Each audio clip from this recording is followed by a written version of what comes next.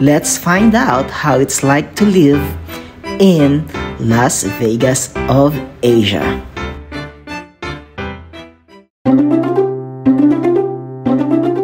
Hello mga Lasha, this time is boarding na tayo papuntang Macau. And just like that mga Lasha, nandito na tayo sa Macau. Ngayon ay sumakay na tayo ng bus papuntang hotel. So going to our hotel mga Lasha is kailangan natin mag-transfer ng bus. So while waiting mga Lasha is meron akong nakita dito na halal na pwede nyong bilhan ng pagkain. Tamang-tama is gutom na ako. And then after that mga Lasha, eto na, papunta na tayo ng ating hotel.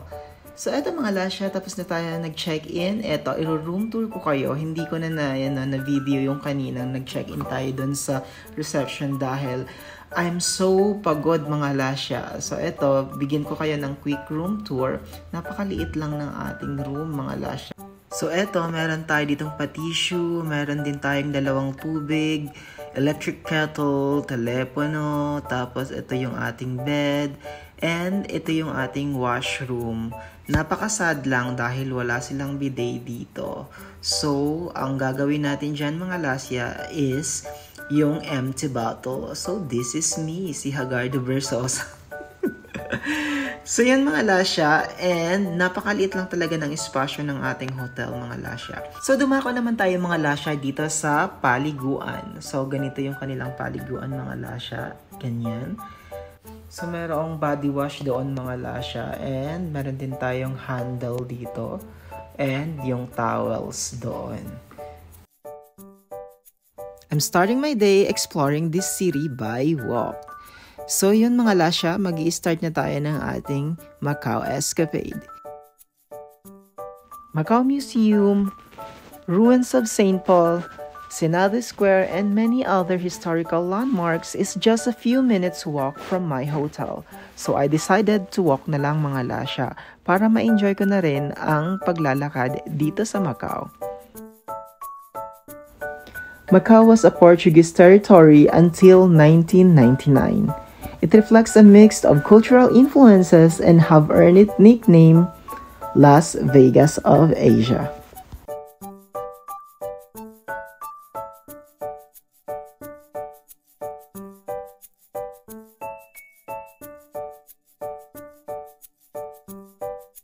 Macau is not just for gambling mga Lasya. Marami din ditong mga historical places na pwede nyong puntahan at pasyalan.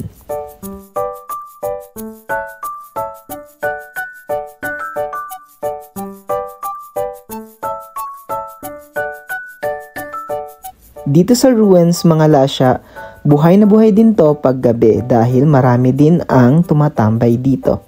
Sa tabi mismo mga Lasya ng ruins is maraming mga pamilihan ng mga pampasalubong, mga fresh pa na pwede nyong dalhin. O yan, tumikim na tayo mga Lasya.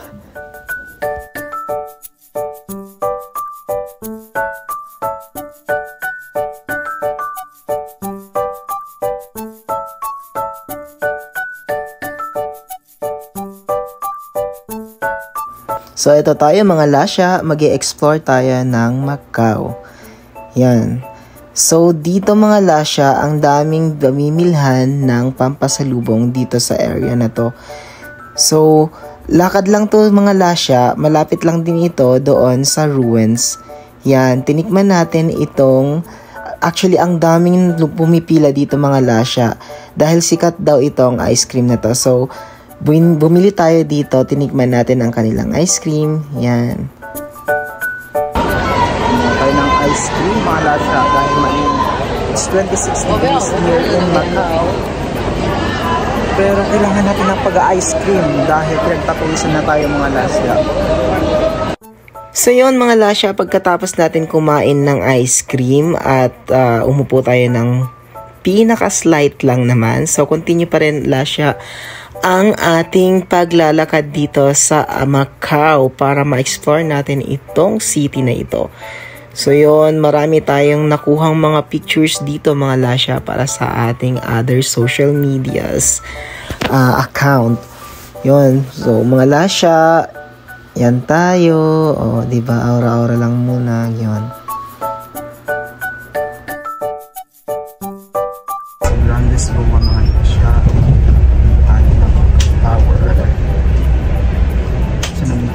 sa ano kanina, dun sa ground na mga 10 to 15 minutes. So pupunta na tayo dun sa Macau Tower. So naka-free ride tayo dito mga lasya mula doon sa Grand Lisboa. So marami ding mga hotels actually ang nag-offer ng free ride. So and finally mga lasya, nakita na rin natin ang Macau Tower. So dito sa Macau Tower mga lasya is pwede tayong mag-bungee jumping dyan. Yun yung mga activities na ganon.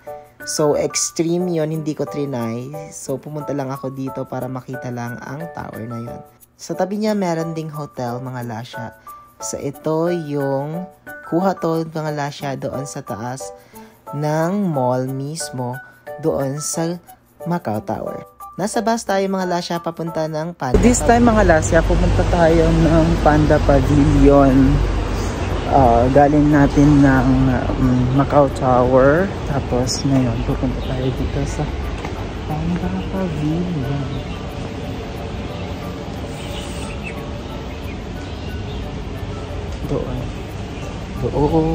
Doon. Baka mahanap na natin dito ang ating panda. Sorry.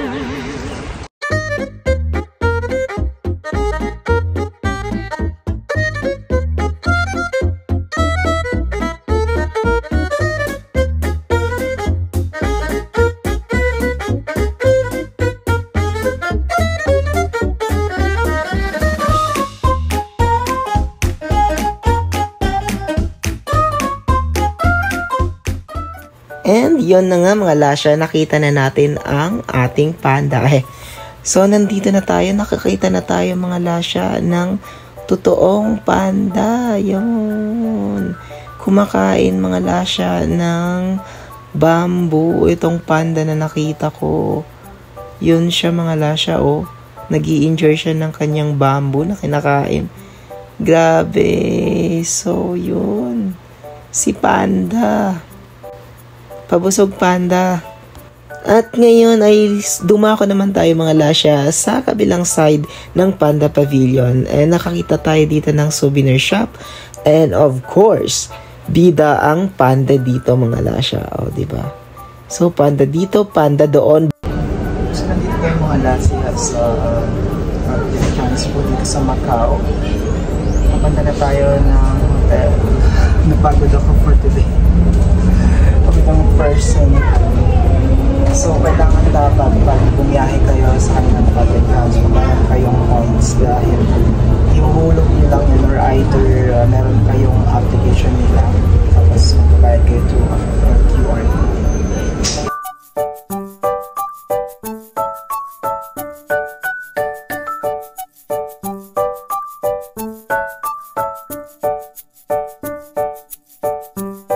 So, trinay kong mag-explore dito sa Senado Square, mga lasya, sa gabi. So, ito yung Senado Square sa gabi, mga lasya. Marami ring tao na namimili at mga turista. At siguro yung mga nag-aano dito, nagtatrabaho dito, mga lasya. Yun. Marami din tayong mga kakababayan dito, mga lasya.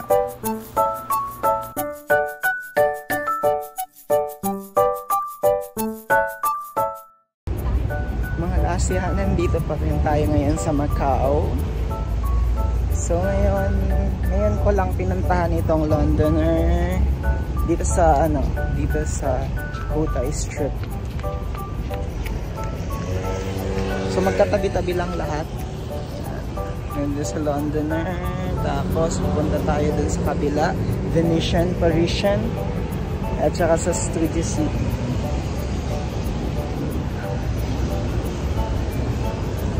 So punta muna tayo dun sa Londoner, magpipicture muna tayo mga lasya. And dun na tayo mag-outfit check. Diba? London.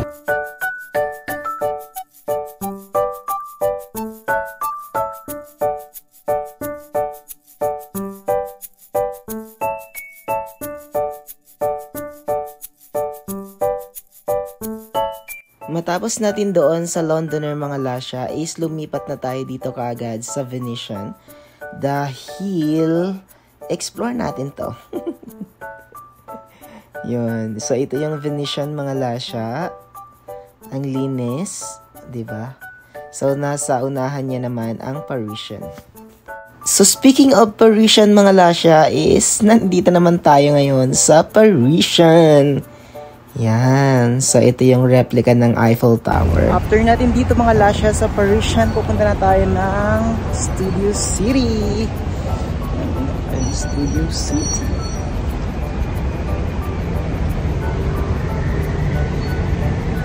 And ayun na nga mga lasya, nakapasok na tayo ng Studio City and nakapag-order na rin tayo ng milk tea.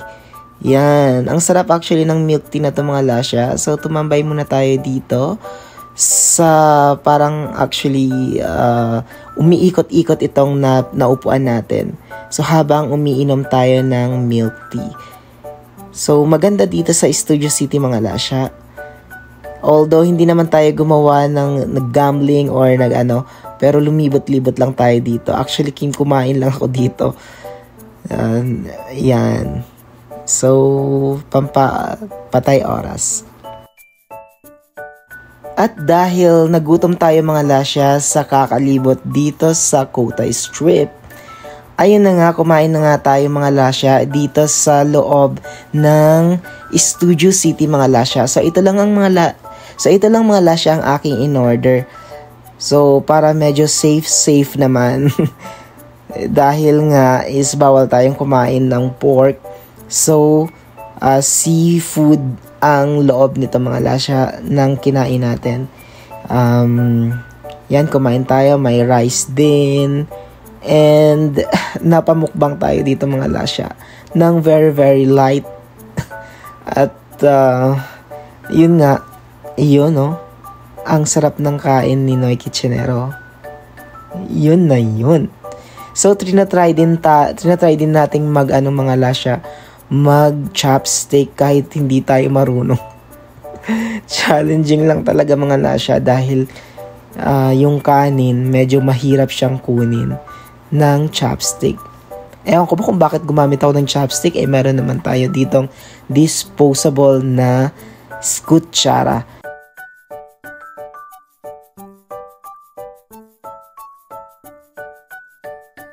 So, tapos na tayo mga lasya kumain. Yan, ito yung loob ng Studio City mga lasya sa ground.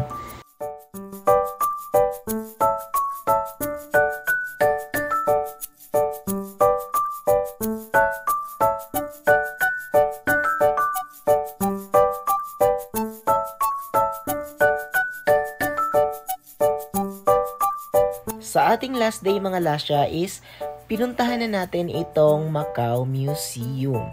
So, ang flight natin mga lasya pabalik ng Manila is gabi pa naman. So, nag-explore muna tayo ng Macau Museum mga lasya ng noon time para naman hindi natin ma-miss itong Macau Museum. So, maganda dito sa Macau Museum mga lasya is makikita mo, dahil napakataas nito, makikita mo yung city mismo ng Macau. Makikita mo rin dito mga lasya yung old na Macau na yung mga yung side na hindi masyadong kagandahan ng Macau at yung side na naglalakihan na nagtataas ang mga buildings dito sa Macau mga lasya.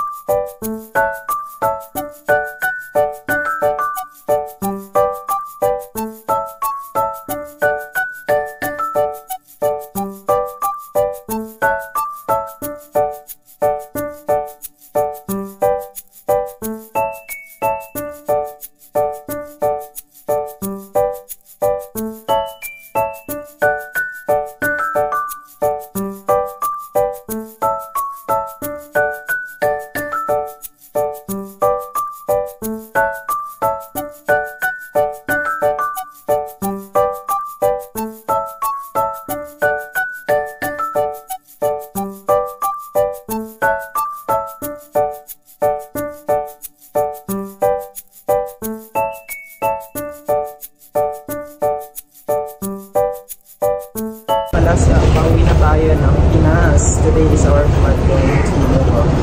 So, last day na natin dito sa Macau. 4 days. Miss natin itong Macau. Sana magpunta tayo ulit dito. So, as usual, sinakay natin is bus pa rin. Para makakitid and at the same time, kita rin natin ang overview ng Macau.